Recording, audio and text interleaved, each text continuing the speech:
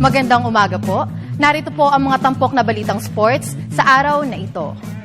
Bukod sa basketball, idinagdag umano sa workout routine ni dating 8th Division World Champion Manny Pacman Pacquiao ang combat sport na Muay Thai. Ito ay bilang pagpapakondisyon ni Pacquiao sa paparating na rematch kay WBO welterweight champion Timothy Bradley Jr. Ayon sa conditioning coach ni Pacman na si Justin Fortune, malaking tulong umano ang Muay Thai sa paghahanda ni Pacquiao. Bukod sa pagiging combat sport, ang Muay Thai ay uri din ng martial arts mula sa bansang Thailand, kung saan ginagamit ang siko, tuhod at iba't ibang klase ng suntok upang talunin ang katunggali. Gaganapin ang Pacquiao-Bradley rematch sa ika-13 ng Abril sa MGM Grand Garden Arena, Las Vegas, Nevada.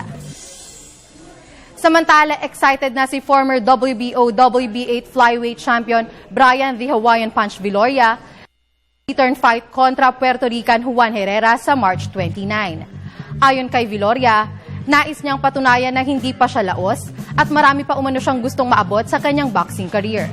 Matatandaan na natalo si Viloria noong huling laban kontra Juan Francisco Estrada via split decision noong nakaraang taon. Habang nagtala naman ng 6-round unanimous decision victory si Herrera sa laban kontra Erickson Martel.